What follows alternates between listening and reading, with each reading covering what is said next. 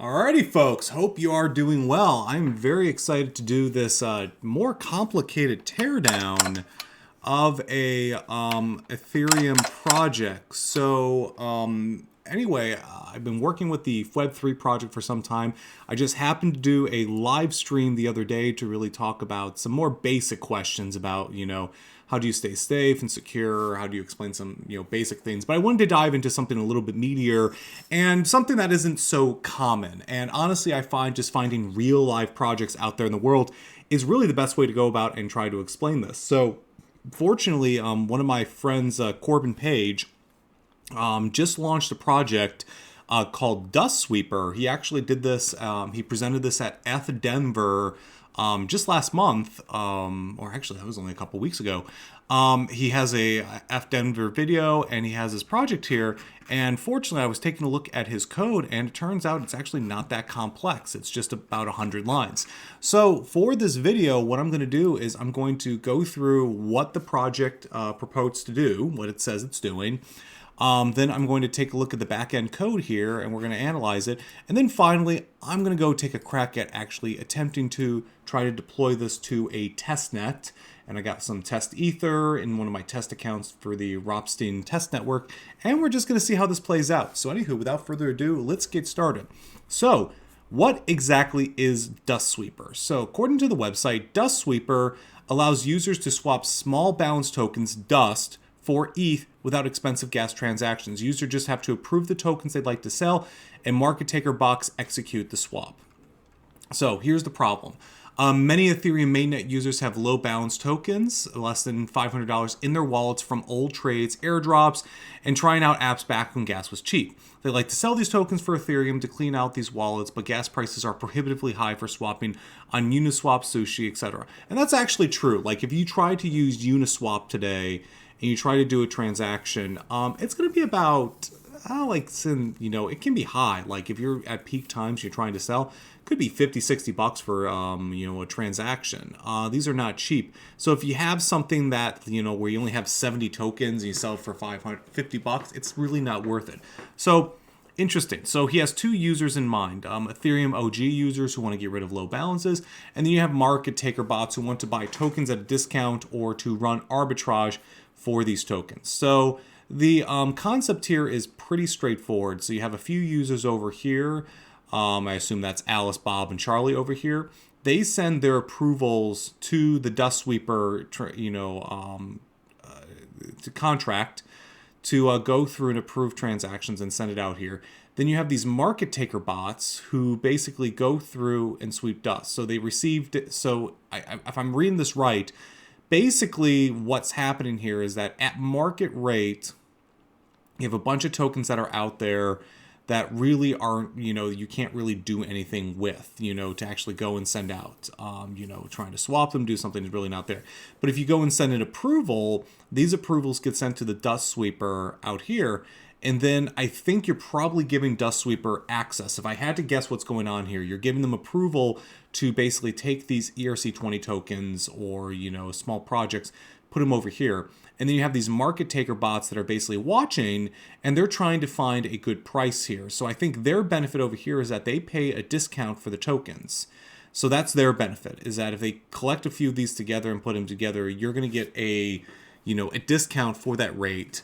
And so you're not going to receive as much Ethereum from these contracts as if you would have sold them one by one. But because gas is so high, it really doesn't make sense. So you're getting some Ethereum out of them. So it's almost like getting a bulk discount, for them. So these guys over here are getting a discount on tokens. These guys over here are buying them. So then there's a DAO here. Oh, by the way, got myself my favorite non-alcoholic brew here. It's called Athletic Brewing Company. Not sponsored or anything. I don't drink, but I enjoy the taste of, alcohol-like things. So you'll be seeing me sipping this now, sipping this for the rest of the day, or the rest of this video. So you have a DAO governed by both the bots, or the bot makers, I assume, and the people over here. So, that's the structure. So pretty simple. And honestly, this is kind of nice to see that this is a full DAO. You see sometimes DAOs can be like these big, grandiose things that are set up here, but Corbin's trying to do something small, and he's actually got the background to pull this off. He's been working for Consensus for years. I mean, his product, he ran, he was a product owner for a real estate protocol that is now has hundreds of millions of dollars underneath their, underneath the protocol. So he understands what's going on here, but this is kind of a simpler thing to do where you have a protocol that's run here and, seems simple. You can get your arms wrapped around it. So he validated with his users, where he actually sent out, he got a bunch of votes to see if the people would use that. They said yes. They saw that, do they have a bunch of people, do you have a bunch of random tokens with smaller value? And are you willing to accept the discount? Most people are willing to accept a 4, 7, up to 10% discount. So that's really what that's really the trade-off here. If you really have low amount of tokens, would you be willing to accept a trade-off, to get rid of them in bulk? And it seems like most people are, okay with that, at least at some amount. As you can tell, he's a product owner, so you got to have your user stories. So let's read the user stories here. So for Ethereum OG users, the makers, users come to the site, connect their wallet, and see all the tokens they're holding. The user selects the tokens they want to sell and goes through a series of approvals. Each approval costs $8 to $15 in gas, and that's the pretty standard minimum amount you can spend on a smart contract. Like, the only way to go lower than this is if you're actually selling straight Ethereum back and forth. So selling 8 to 15 is about the lowest you can go here. In the next hour or two, MakerBots will buy the tokens for ETH at a discount. About 10% of the users will see the ETH appear in their wallet. Done. All the approvals are removed from the contract. So then TakerBots, the bot monitors the approval events on all tokens that have a chain link price feeds, looking for DustSweeper contracts as looking for the DustSweeper contract as the spender. If a bundle of approved tokens will be profitable given the gas cost, execute the trade. Optionally, trade the tokens for ETH on a DEX to reduce price risk. So the makers, the maker takers or the market takers are looking at the approvals, seeing if there's anything they like, and if they see something they like, they'll take it, send it off, and do that. So you're basically just trying to get a price low enough that it makes sense for you to take them. So they have a new automated market maker. Okay, to solve this problem, a new automated market maker is proposed that uses approval events as the order book and Chainlink oracles with fixed discount for pricing. Chainlink oracles, of course, are basically an external API, you can think about it, to like real world data that's out there. So if Chainlink, for example, if you wanted to go see like the price of gold or US dollar or something, you can actually provide an oracle that allows you to, see that data and information out there. So in this case, it would just be oracles to other prices that exist out in the market from different exchanges, that exist out there. So that's where they would be using the oracle. Makers pay the minimum amount of gas possible only for the token approval call, similar to cow swap. Makers apply. Okay, what the hell is cow swap? Cow swap. Always make your cow swap. Just saying, bookmark it to be safe. Looks like an exchange. Oh, look at that. That's adorable. I don't know how this is minimal, but I do like the branding, so we'll check that out another time. So makers approved the DustSweeper SLL contract, which has minimal functionality to reduce the attack surfaces for vulnerabilities. That's really important, actually. That's really important. Like, you're always balancing usability and security. The more levers you give to people to be able to go and customize things, the more easy you make it long term, the less it actually has the more likely you will, the more levers you have, the more likely you give it an attack vector. So you have this minimal functionality to do that. So it's really simple to understand. So that's really good. TakerBots monitor approval events where spender equals DustSweeper address.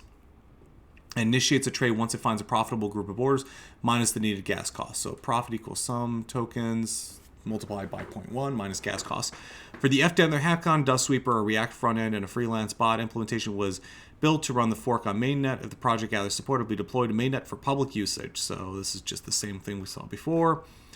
They got some future development, dynamic discount, gasless orders, etc., etc. And they actually got some funding. So their goal was to get 50 ETH. And they actually sold for 150 ETH. So the creators retain 2/3 of the total supply of the tokens. So that means that this, the project was, rated about 1.5 million, which is not too, not bad for a little side project you did on the weekend, which is very cool. So, okay, so that's what the actual protocol is doing. Let's dive into the code to see what it's actually doing here. So I'm actually going to take this code. And so this is when I actually talked to Corbin and asked him where was the code. This is what he sent me. So this is about as good as it gets here. Something went wrong. So let me go and grab all 106 lines here. We're going to throw this immediately into Remix. So I'm going to do a new file, and we're going to call this DustSweeper.sol. We're going to put it here, and now we're going to see what this actually looks like. So, okay. So Pragma Solidity. So, all right. So we are using the ownable contract. We are using the Ether Safe ERC20 library from OpenZeppelin. Then we're also importing, and this is one I don't have as much experience with, so I may have to dive a little bit more into this. Feed registry interface, and then something called denominations to go into. So first off, this DustSweeper is ownable, which is important. When you're looking for attack vectors, for example, you know, if a contract isn't ownable, that's the most safe, right? But it's also the least usable. It means that the owner can't go and change things. So like that's like, I'm not saying ownable is susceptible to rug pulls, but you got to be careful where that ownable is going. So while using Safe ERC20 for IERC20, so that's the interface for 20. I don't know why it's using Safe ERC20 as opposed to directly, but may have to dive into that afterwards. But anywho, it's just an an interface to an ERC20 token. You have your event, which is an approval for the owner, and then a log bool, which is basically the owner, whether or not a log went out. Interesting to see what that does in a bit. You have your taker fee, protocol wallet, protocol token, and then the token drop, tokens per way, which is interesting. Okay. So Chainlink, you have the addresses on the public registry. So you have the address public Chainlink registry, which let's see, let me guess. I'm going to go ahead and guess that gets pulled in here. That as soon as you pull in this, you get some registry. No, actually it gets pulled, it gets done at the constructor. So you have your two addresses here. There's the mainnet feed. Let's actually go check that out real quick, just to see what we're pulling out here. So this is scan.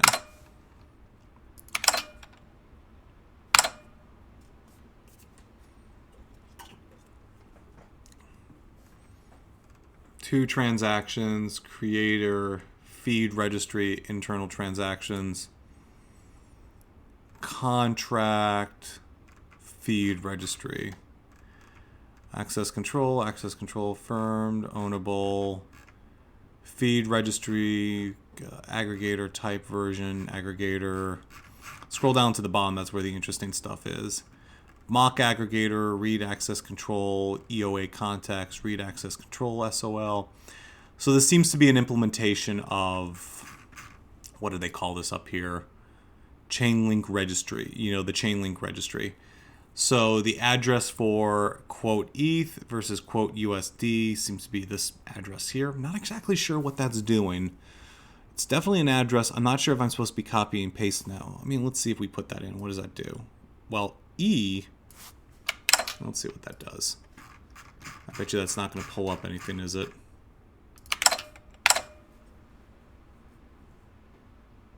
It does, actually. That's interesting. Null address. So this is a null address, so like a burn state. So seems to be used for burn tokens. So okay, and then quote USD, which seems to be 348. I'll have to come back to that. So okay, so during the registration of this, you get the Chainlink registry address that's up here. You get the protocol wallet, you get the protocol token. So okay, so I'm gathering that this is the external token. So the token here, DustSweeper, if I go back here, yeah, if I go into the contracts here,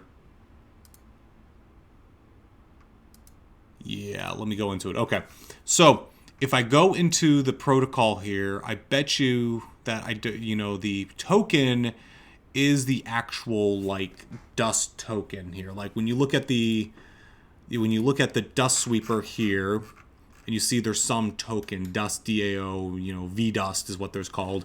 That's this token that you get access to. So that gets defined early on here, so it's not associated with this. This is just the protocol to actually handle the back and forth in the automated market maker. I'm not sure why they're asking for a wallet though. I'll be interested to see what the difference between these two is in a bit. We have the taker fee, we have the protocol fee, and then we have the token drop. And then we're just assigning those to the different values. So tokens per way. So we'll see how those are used in a bit. So we have a function started up at the top called sweep dust. And then we have an address of the call data of the makers, and then the token addresses that are there. So these are the people that are actually going out to actually do something and make that happen. So this is the first function. Let me go back here. This is the big function that actually pulls things out. So actually, before we get into that, let me dive into the bottom to actually go through the fee here. So, okay. So now so this is where it gets a little bit easier, I guess, to understand. Here are why the owners are here. So this token drop amount, this protocol fee, this taker fee, these are all fees that are defined by this. So the taker fee of how much the takers get is defined here. How much the protocol gets is all here. So this is for the owner to come afterwards. So this is whoever deploys this. I imagine Corbin, if they needed to go and change things up, they could go to afterwards. So if you go down to the very bottom of the function, you get the get price, address space, address quote, public fee return. So you get to use this feed registry. So I'm guessing that you basically go get data. So the round ID, I have to imagine, is the actual, let's see, returns int u256 into 56. So the price can be negative. Interesting.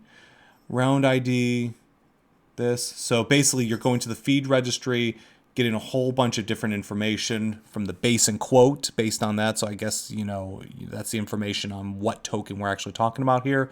Has to be in, has to be inside of Chainlink, this registry, to do that. So I'm gathering this is just going to grab that information. The only thing we're getting from this interesting is price.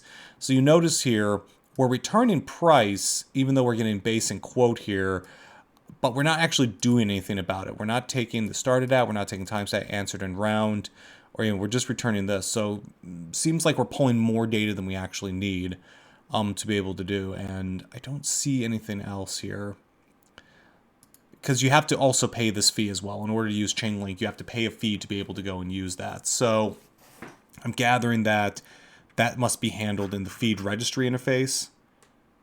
Yeah, up here. It must be handled in the other contract. I can go check that later. So, okay, so we got the price. We got all these protocol fees and these information. I imagine this is just different fees for the people inside the protocol. I am not seeing approval.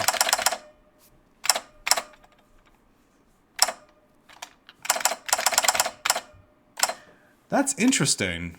Okay. Maybe I don't have the whole contract here. So let's go and take a look at this, because I'm seeing address call data makers. So these are the people who actually are, providing liquidity. So that would be buy side folks, not the takers, buy side. Or I'm sorry, sell side.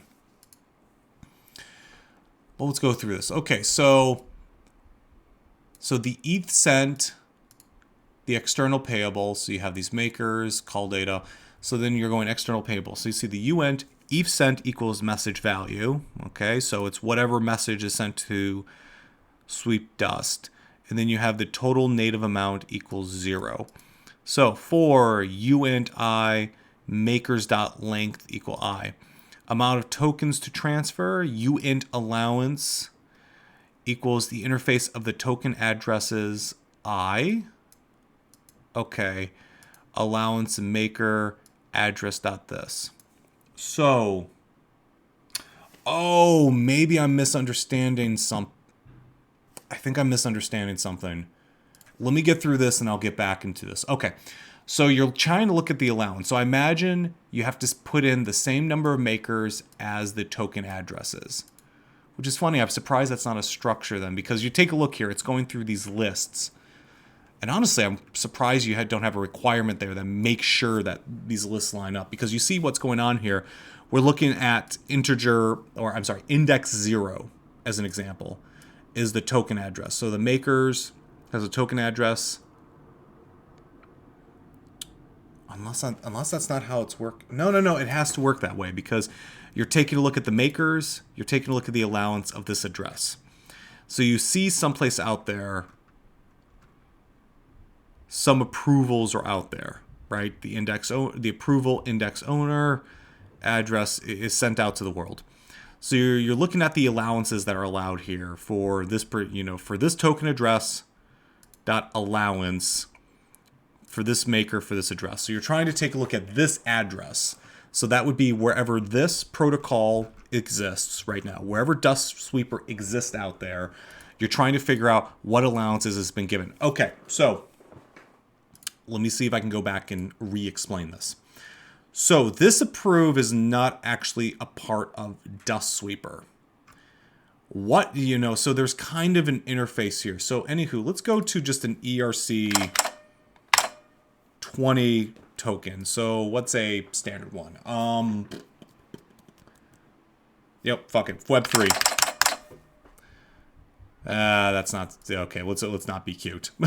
That's the token that I'm heavily involved in right now. So oh my lord. So what's a popular? Let's go to a block here and see what transactions are out there. 63 transactions. User mint. Okay, so here's Phantom FTM token. That's a token contract. It's been verified. It's out there. So you got reads and just a bunch of different read data out there. It's just a whole mess. But then you got something called approve, right? Okay, so here's what's actually going on. This address gets sent out to the world, right? And it's some token, some address out there that's out there. And it's the DustSweeper account. What you're doing is you're going to go and say, okay, let's say I have 30 of these tokens and they're basically like worth $80 or something like that. Like I have 50 of these things and I don't have many tokens. So what I would do is I would put that address, OX, whatever. And then I'd say, okay, I have 30 tokens. So what I'm doing then is I'm saying to DustSweeper, here DustSweeper, I now am giving access to you of my 30 tokens. They now are, yours to use. So the reason why you do this is that basically you're kind of holding on to the tokens. They still belong to you, but you are now giving approval to somebody else to spend them on your behalf. So now they belong to this other person. And that's, I imagine, used by dexes. Again, I'm planning on going into a dex deeply, but I imagine they use that spender quite greatly, because then what that allows me to do is it allows me, if I want to exit the transaction, I can go and decrease your allowance. Basically, I can approve your ability to do, I can approve, I can reduce that, or I can remove your access or whatever to do that. So that's really what's going on the front end here. So that's what approve's doing for all your ERC20 tokens. This is just assuming you have that there. So I imagine that once it gets an approval of some sort, this contract has some awareness, it has an awareness of that happening, that an approval is sent to that contract, is sent out. And then there's just a website that has, hey, here's all the tokens I have access to and all the groups here. So here are all my makers, here are all the token addresses that have all of that out there. So I decide I want to sweep dust, and I imagine there's an interface that says, oh, give me all of, this token here, like, whatever, this FTM token. Give me all your FTM token addresses to go through. So here's my maker, here's my token address, maker, token address, whatever. For that particular, for that particular token address in there. So let's see.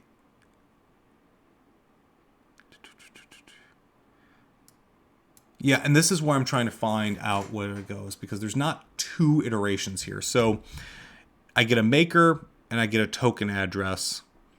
And so I guess I would put that together then, basically. Here's my token address, here's my maker, token address, maker, token address, maker. And I just line them all together. So for I length of 1, allowance, my allowance for this particular one token. So I got my FTM. So, okay, so this guy saw my token address, and that goes here. He sees my allowance for this address to see how much does this token have. Great. So equivalent amount of native tokens. So the native amount equals the allowance multiplied by get price of the token address, the quote in ETH there. So you're just converting it to Ethereum, basically. That's all this line is doing. And it's just assuming that the native price is the Ethereum. So quote ETH. Where's that coming in from? Isn't it up here? Yeah, so that's just the null address, I guess, of there. And I'm sure that means something important. It looks like a null address, or maybe I have to put in my mainnet address, or something's going on there. I'm not 100% certain. But anywho, this is just getting the token amount of whatever Ethereum is, and then, giving it to me out there. So total native amount equals total native amount plus native amount. Where is total native amount coming from? I see. Okay. So I can then put in a bunch of different makers into this address, because I'm collecting a lot of dust here. I'm sweeping them all together. I'm putting these tokens in, and then I'm just seeing what the amount is, and I'm iterating over. So I say, okay, so I have two, and it doesn't look like I need only one sort of token. It seems that if I have like 50 different tokens there, or like, dude, like I have this, like, this FTM token, and then there's another token on top of it, and then I have some Web3, and I have something else. They're all going to show up here, and I can just go through and do that. It seems that I wouldn't be sweeping the dust unless I knew I wanted those tokens. Like, I guess I would have to do that check beforehand. You do the sweep dust as kind of the last step. So it's calculating out how much you're getting, and this is coming from the Ethereum address and the allowances there. Allowance, get price. Yeah, right, and we saw this get price down here, and we're just trying to get the chain link address. So then the amount in native tokens to transfer. All right, so the distribution equals the native amount multiplied by 10,000. That's interesting. 10 to the fourth minus the taker fee plus the protocol fee. Okay, so the taker fee is...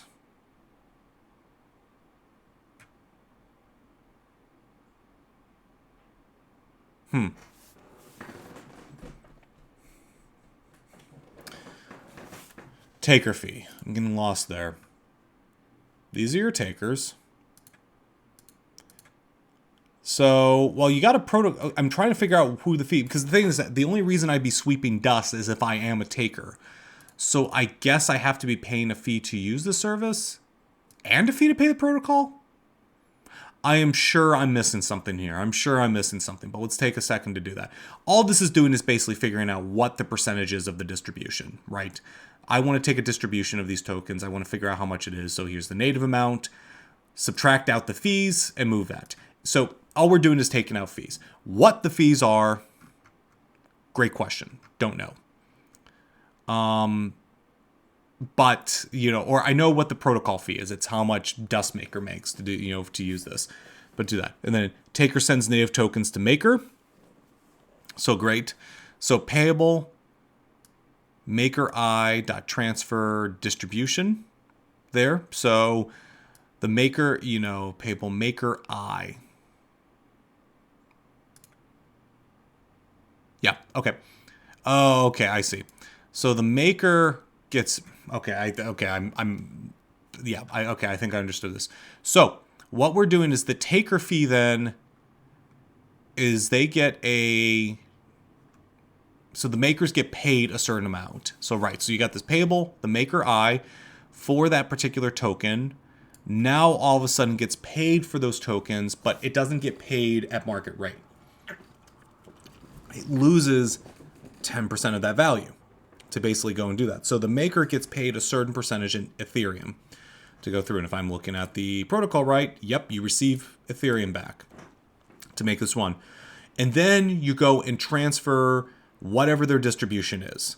And that ETH cent gets subtracted out from the total, the ETH cent gets sent, done. So, I'm seeing here how this works. Okay. So this ETH cent basically says,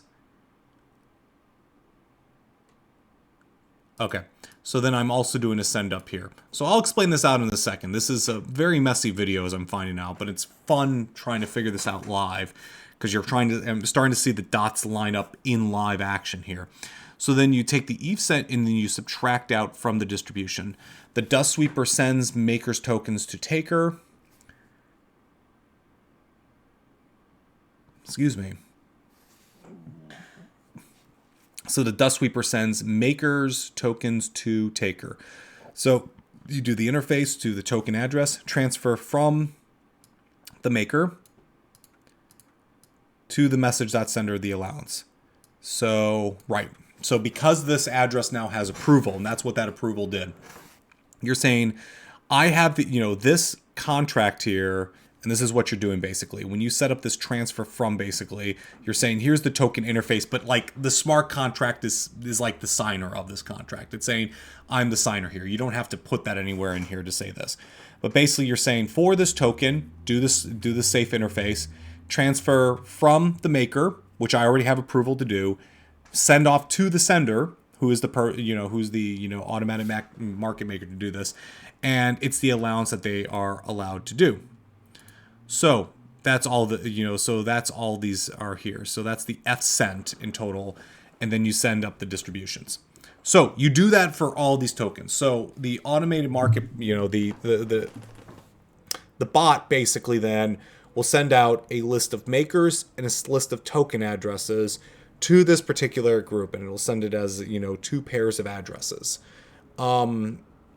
Which again, I'm not going to critique designs at this point. I'm here to learn here. I'm curious why they set it up that way as opposed to like setting up a struct or something else. Maybe that's harder to do. But anywho, you send so you've sent a certain amount of ETH. It gets sent off here. You check the address, and they get sent ETH. So the automated market maker, this bot, is sending the tokens out. They're sending ETH, and they look at this address and it says, okay, I know this price is going to be roughly this, so I need to pay, like, again, if I'm doing, if it's 10 tokens worth, I know I'm going to pay, 9 tokens worth or something like that. I'm getting something of a discount for that. So you have the taker fee, the protocol, etc. So I don't get market value. I get 10% less, but I get something with that, and it gets sent to me automatically because somebody else is paying the fee. As a matter of fact, the person sending this is paying the fee. The person who's sending the value, they're the ones who are taking that fee. So for the payer, you have the maker, transfer, distribution, ETH sent minus distribution. So it gets sent out, and then the allowance is made. So this is done for every single token that's sent. So if I send 50 tokens, I'll go through that 50 times. So then, taker sends native token to protocol. So then there's a protocol fee where the total the total native amount multiplied by the protocol fee divided there. So this is kind of not the inverse, but does the same thing here. So total native amount, right, that's out there, is done, multiplied by the protocol fee on whatever. So it's going to be some small percentage. Protocol. So then you take out the ETH send, you send that to protocol, and then you make that payable to protocol wallet.transfer protocol fee. So then that gets sent to the wallet. So when you use DustSweeper, they're not getting paid in Dust, they're getting paid in Ethereum, basically, to use this, just for setting this up, whatever that fee ends up being. And so that's why the protocol wallet is there. So I remember originally I said, I'm not sure why you needed the wallet. Well, that's how they get paid. Don't know about the protocol token. We haven't seen that come up yet. At all. Huh. That's interesting. You get a protocol fee. You get the transfer from that. Pay any overages back to the message.sender. If ETH is greater than or equal to 0, payable message.sender.transfer ETH sent. Oh, they need to do they need to update that to the new call, basically, because that might fail in the new protocol. Okay, so now that I've kind of dribbled my way through that, now that I understand exactly what's going on here, let's go back from the very top and show what's going on.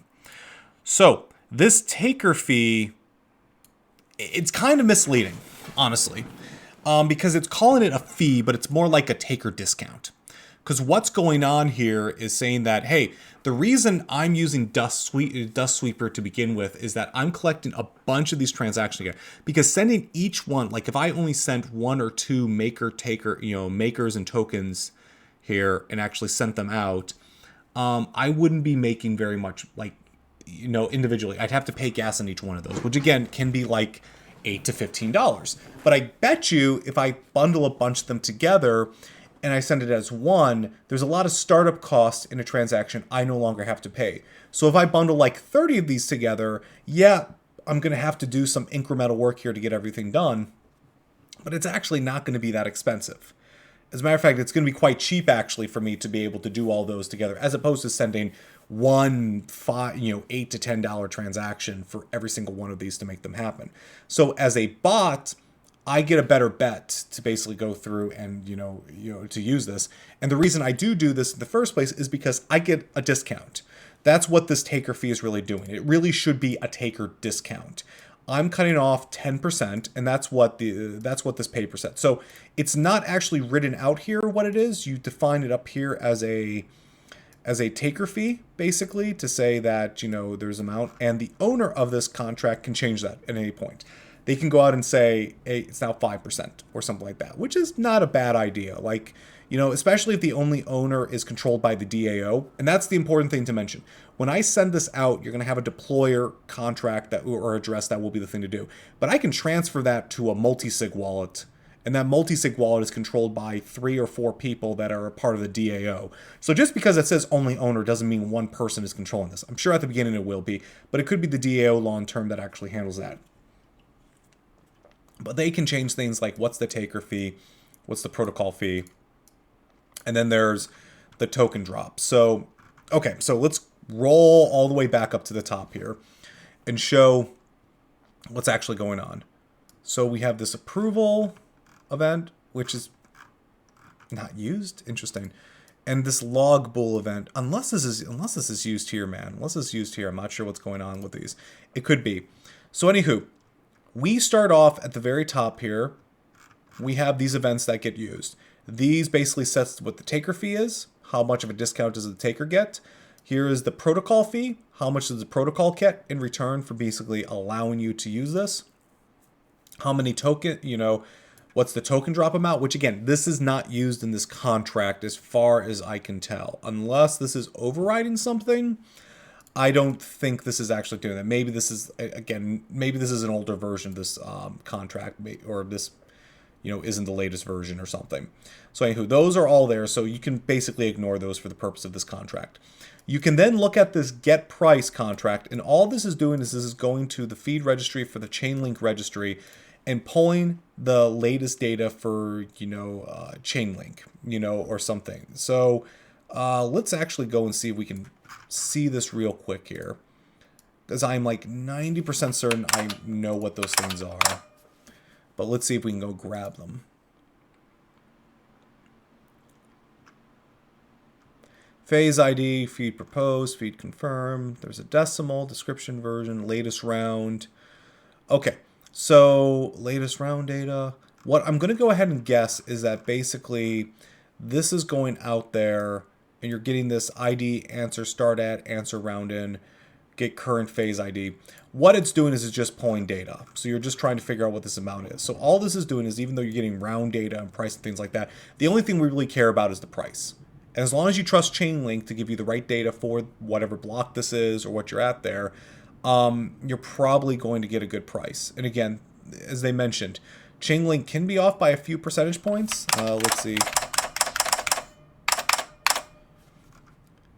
Yeah, so like you shouldn't expect that fee to be like, yeah, so there's you shouldn't expect this fee to be 100% accurate. Like you're getting a 10% discount, which I think is getting you a little bit of buffer. But yeah, a 1 to 2% fee could be taken each swap built into the Dust liquidity pool. So there's that's about the fee. But anyway, you shouldn't expect the price to be perfectly the right for Chainlink, but it's you should expect close to that. So anywho, you're getting some price back. What you're then doing is basically, I'm an automated maker and there's a bunch of approvals happening. All the website is doing for the Dust protocol is just saying, send me your tokens or give me approval for your tokens and I can do stuff with it, right? There's nothing really going, I'm not sending it to this protocol. This protocol doesn't actually own these tokens. It just has the right to transfer them over to somebody else. And you can tell how they can do that. So this isn't like some address out there that you can do. So like I'm putting out there.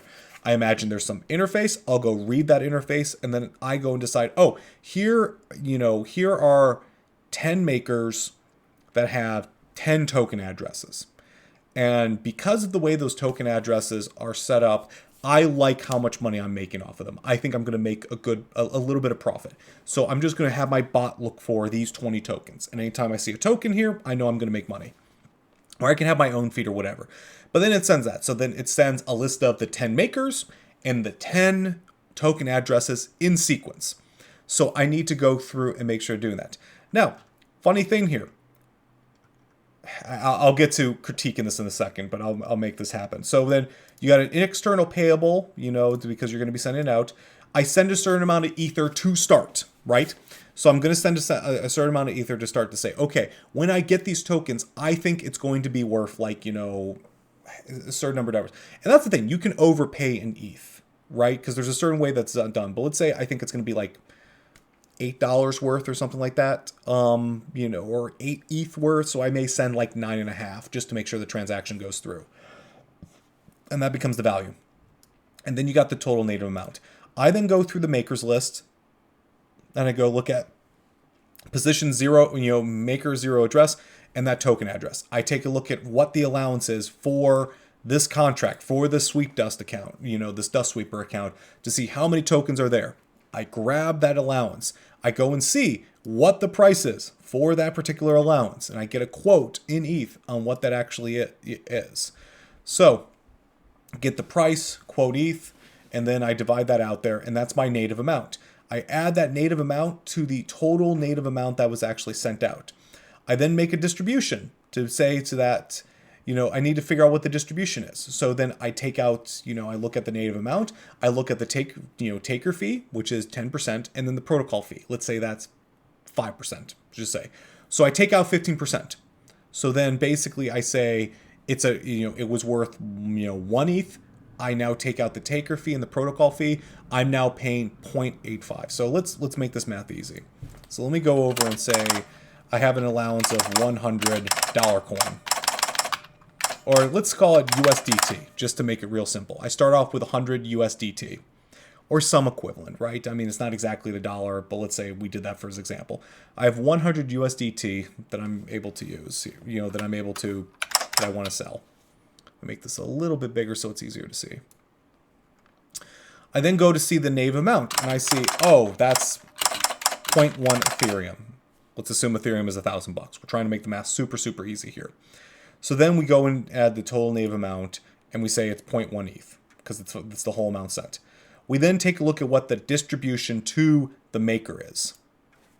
So then we basically go out and do that. So that'd be 0.1 ETH minus 10% taker fee minus 5% protocol fee equals 0.085 ETH. Just as an example. So now we have 0.085 ETH that is making up this new distribution variable we've done. We pay that out to the maker. So the maker now has 0.085 ETH that it goes through. They should have gotten 0.1 ETH, but they only got 0.085 ETH to go through to make that happen. So that's taken out. So the ETH sent from this message.value is taken from the distribution because we know that's how much they got paid. So we take a look at the address, and now at the end of it, once we paid out the ETH to that individual, we then go and take their tokens. So we take a look at, we transfer from the maker because they set the allowance, we send to the sender, and we do for the allowance amount, and it gets sent out. So that's all fine and good. So then we got this protocol fee that's done at the end. So we do this 50 times, and we send that out to the native amount. And so if you'll notice, if we do this 50 times or 10 times, 0.15 ETH is left over every single time. That's done. 0.15 ETH, 0.15 ETH, 0.15 ETH. And then so if we do that 10 times, it's 1.5 ETH over all these transactions. So now we got to send out the protocol. The protocol was 5%, as an example. So then we say of the total. So if they ended up going off and they decided that, they get 10, there was 10 ETH of value that they looked at. Or I'm sorry, 1 ETH worth of value, in total. And they did that, and, now we need to pay the protocol fee. They need to pay 0.05 ETH to the protocol. So that ends up getting sent out here.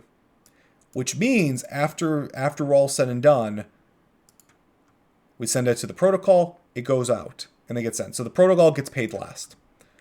So then what happens? Well, if I overpay, that's the thing, and this is where the taker fee comes in. If I overpay for these things accidentally, everything else just gets sent back to me. So if I overpay a little bit. So in theory, if the taker fee is 10%, and you have $10 worth of ETH sitting out there, and that's what your maker payer, amount is, that I have $10 worth of tokens sitting in this DustSweeper. I can send 9 ETH and probably be okay. That should probably work out. And that'll get me, to the right place. And if I overpay by a little bit, all the extra Ethereum sends out. So effectively, there may be a taker fee. It's more like a taker discount, because if I pay that fee, it just comes back to me at the end of the day. So I'm just kind of wasting energy here, though it's not really this doesn't take that much gas and to go through. So at the end of the day, if I start out at the very top of this and I have 10 ETH worth of tokens. So let's say the makers, we have 10 addresses, 10 makers, 10 ETH worth of tokens. So we go through per maker, and we say, this is 1,000 USDT. That ends up being 1 ETH. We do 1 ETH, and it's 0.85 ETH actually gets sent out. So then what ends up happening the first time? So, 0.85 ETH sent to maker. 0.85 ETH deleted, subtracted from ETH sent. Great. So we end up getting that, and then we go and end up making the transfer. So the tokens now belong to the person who sent it. You can track that through this. You go through, you send those tokens, and you go, that happened, and you get that ETH sent. So then you have this value that's sent out there, and you have some tokens left over. So if I know at the end of the day that there's 10 ETH worth of tokens. So at most, I only have to pay 9, because I just have to pay for the protocol fee. And that gets paid down here, right? So what ends up being the protocol fee? So let's go through that. 10 ETH multiplied by 5% equals 0.5 ETH. Not that hard.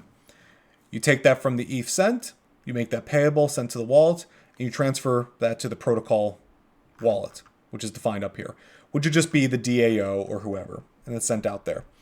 And then you transfer it out.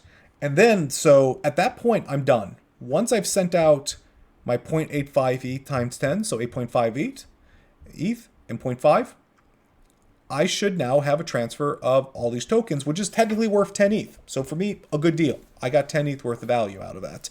And I didn't pay that much in gas, hopefully. That's the only reason I would use this if I didn't pay that much. And if I did overpay, I can get some extra here to go through. So that's how it works. Not actually that bad, not actually that complex. So as I'm reading this, there's a couple of sticking points that I see here. And I'm sure this is not, because again, when I go to this is called DustSweeper backend old. So I'm sure some of these things have been fixed or go through. So first off, there's some things that just aren't used. I don't know what token drop does. It doesn't exist in this contract anywhere.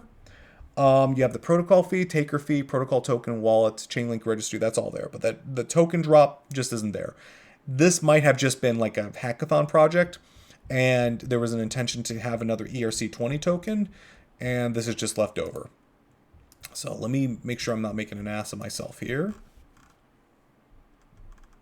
Yeah, it's not used in the logic anywhere. So, okay, so this is just a straight Ethereum, extra tokens for Ethereum play. So then we got the protocol, but everything else seems to make sense. we're pulling all of this extra data in, but again, Chainlink doesn't. I don't know if there's any like problem pulling in that extra data. Like, could you make this faster if you just kind of varied these out, like sent these other variables to no instead of getting them, you know, there. Because instead now we're defining a variable for uint80 and all these when we don't really need them. We just need the price. That's a small thing. Again, I'm sure they, you know, either they put that in because it doesn't really cost that much gas, or they, you know, they just left it. Not a big deal. Here's what does bug me though, and I don't. Again, I'm not enough of an expert in this to know if this is right here. First things first, what if there's a mismatch here? Like, what if I plug this in and I have 9 makers? I have 9 makers in 10 token addresses. When are we going to figure out that that's a problem? Because here's the problem with this protocol here. The protocol fee gets paid at the end as a bulk payment. So if I get through 9 iterations and I get through the 10th iteration and it fails, what exactly ends up happening there? What happens? Does it fail? Does something bad happen? I don't really know. I don't know. I would hope something, you know, nothing bad happens, but it could. So that's the first thing. So I would have expected like a require statement here to make sure that the length of makers equals the length of token address. That's the first thing. The second thing, how do we make sure that the ETH sent actually is enough to get through this? Because I know, like, look, if I'm in this situation, let's go back, and I have 10 makers. I know it's 10 ETH, but I know you're getting a 5% cut, you know? And I know what my cut is. What if instead I paid less than protocol? Like I paid 8 ETH, but I know I need 8.5 to make this go through, or 9 to make the, you know, 9.5. It's a 10%. I know I need 9 ETH to make this go through if it's going to be accepted, or probably a little bit more. But I decide to skim and decide it's 8.5. Do I go through 8 iterations before it fails? And then, you know, it doesn't succeed, or does something else happen? That's the thing. I don't know. And honestly, that's the part there. I mean, I would have hoped to see again, I'm not an expert here, but to require to have these the same, but also know the message value. I mean, I guess the way you would stay away from that is that if you got some sort of failure here and it couldn't get all the way through, I would hope it would revert. That's your backdrop. So that's the thing. If it goes through here, and it can't get through all the way to the end, like you can't pay this protocol here, that instead of going through, it would revert here. So, all right, I'm going to try something real quick. So I'm going to, you know, bust out this, you know, I don't know if I have the ability to do this. Okay, we're going to see if we can deploy this and make this work. So here's the call data, here's the makers, here's the token address, ETH send, total native amount, you have addresses, tokens, etc. So I don't think we're going to be able to use this, because here's the thing. I need to be able to get connected to Chainlink, and I don't know if that's going to work. So screw it. Let's see. Let's throw out a version here. So I'm going to go and get this compiled.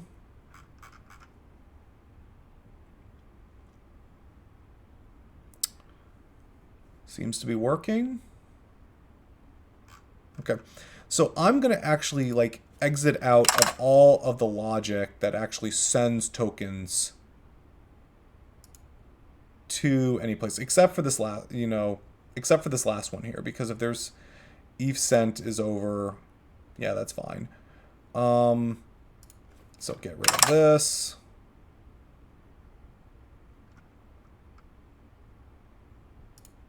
Payable.makers.transfer distribution. Yeah, any place that's actually sent, we're doing that. So like ETH sent is uint. Yeah, that should fail, because we're in 8.7, because if it rolls under or over, it should fail. So maybe we're saved by that. So here's your distribution. Is there any more payable? Yeah, if I send a certain amount of tokens, yeah, send it back to me. That's fine. We'll see if that works. So, and then we'll see if this works. I doubt this will work. So here, okay, this might be a big dud, but we're going to deploy this. So let's go and deploy. And let's go and see what this looks like. So, was there a problem?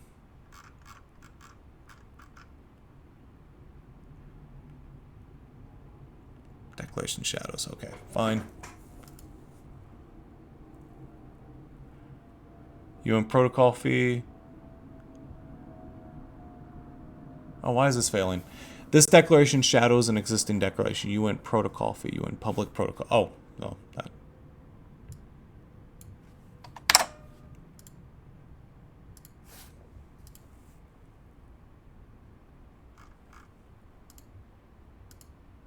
Doesn't seem to be working. All right, well, let's take a look and see.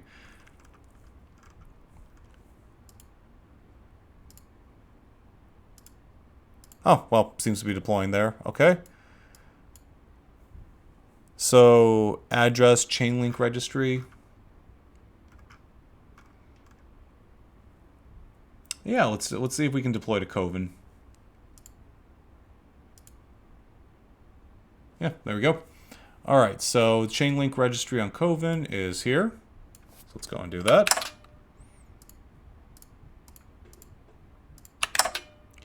Protocol wallet is this address here.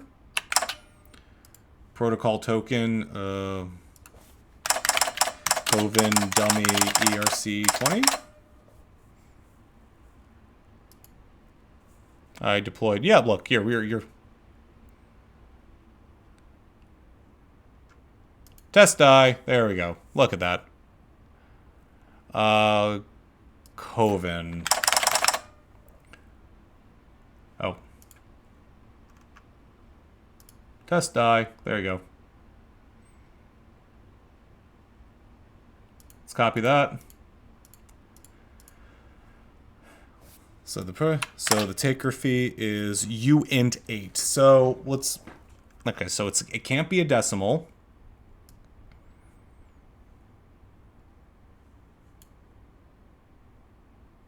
So 100 would be. So that would be 100%. That would be 10%. That would be 1%. So we want a taker fee of 10%. Protocol fee of 5%. Token drop doesn't do anything. So we're going to see if we can deploy. So we're going to injected web3 so that we're actually on the real testnet here. We're on the Coven network. We're sending this ETH here. And we're going to see if we can transact. So let's go ahead and do it.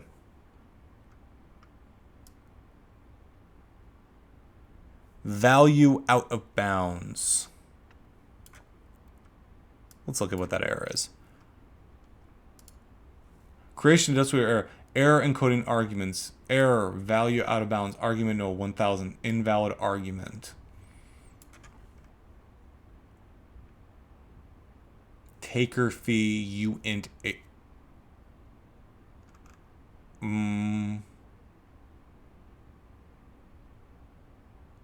Oh. Am I being dumb? It's 1,000, isn't it? No? Well, what's 2 to the 8th?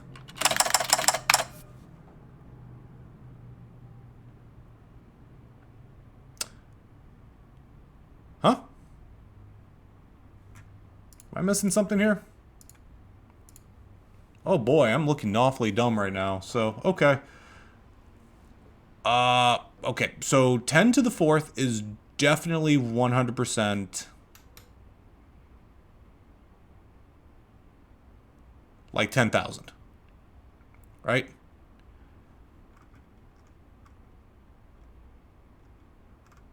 But uint 8...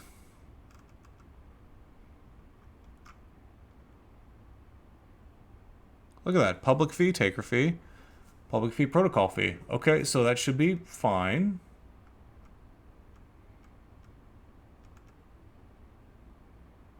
Why isn't that working then?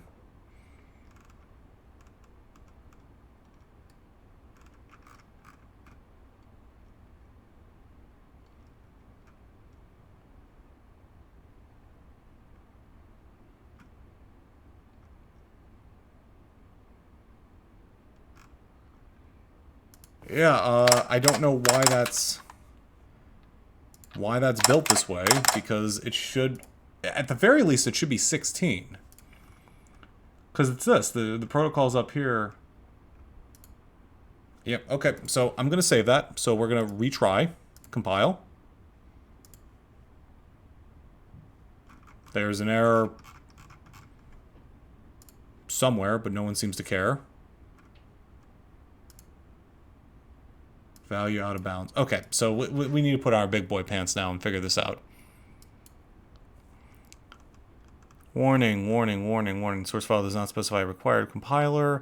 Considering pragma above 8.7. Identifier not found or unique. Aggregator interface.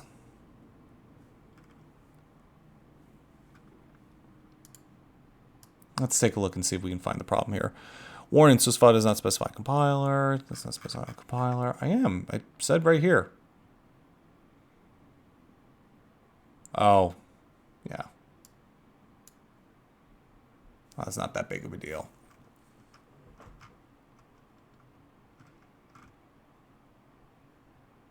Solidity compiled. Won't compile. Is it here? No.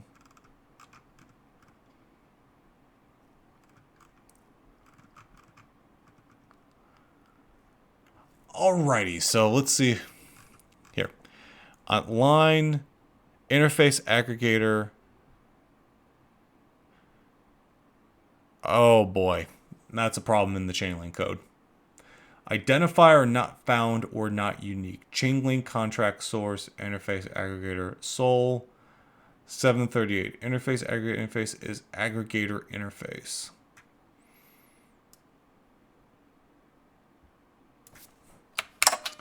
Let's see.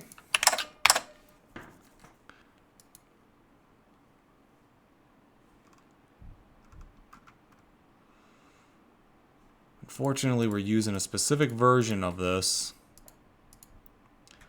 to make this happen. I don't know why. Oh.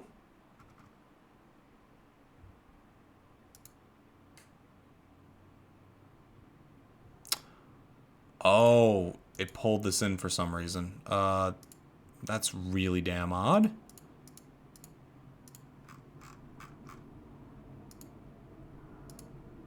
Okay, let me open. So here's the DustSweeper. Here's the faucet. Okay, I don't know why I pulled that in over. Sometimes Remix does that. I don't exactly know why.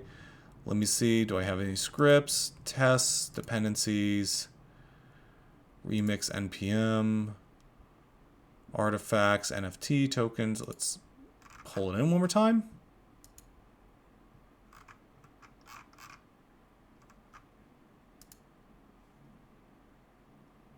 Okay. So in the aggregator, oh, I see what happened. So this pulled it in kind of as a extra thing. So pragma, solidity, aggregator interface, sol, aggregator is aggregator interface. So let's see if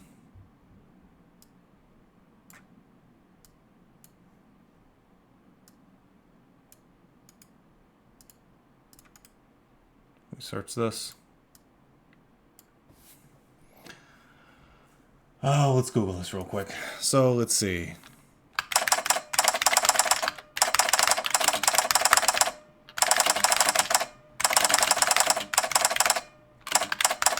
Aggregator v2 v3 interface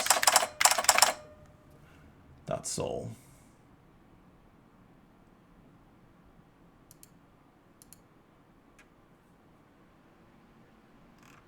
Let's see. If you have included USC-based comment, there's just why the standard tokens inherit them. So I think one of my contracts here isn't pulling in correctly. If I pull in from 7 or 7, does that fix the issue? Unfortunately, I've never used this chain link that often, which is why this is causing so many issues. If I pull in like your earlier version, does it cause an issue?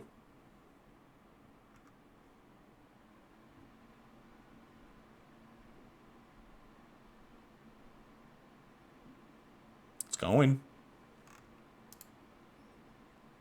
I bet you it's not going to find a 0.7, is it? Or it's going to brick my system.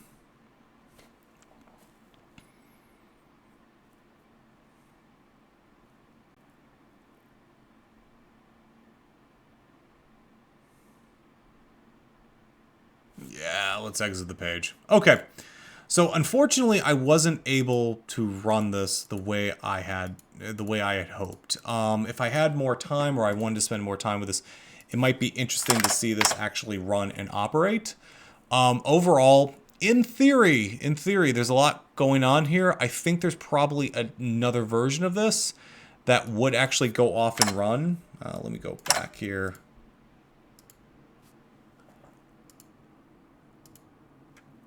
So I think there's very likely a version of this contract that'll run just fine.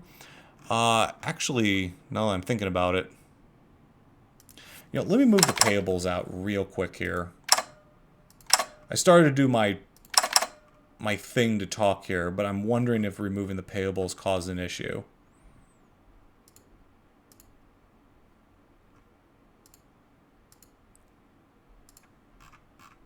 Let's see here. Payable. Feed registry. No, okay. So it compiled earlier, but didn't compile a little bit later. And maybe like adding the 8s or something like that. Like I think before it was 8. Which seems odd to me, but like, don't know why that would change things. So anywho, I thought this was an interesting activity. I think what they're doing makes a lot of sense. It's contingent on the fees being lower, and also that they actually get paid. Like, because that's the problem. If I go to this contract directly and find a way not to pay them, I would prefer not to do that. So I would hope that there would be, if I don't have enough to pay, it reverts automatically. Don't know enough about the protocol to, Ethereum to say that. That's something for another day. But anywho, I had fun doing this. So anywho, thanks folks for staying around with me going through this. This was a little bit messy, but I think I learned a lot about this particular protocol and learned a lot about how this would actually work. So anyway, thank you so much for sticking around.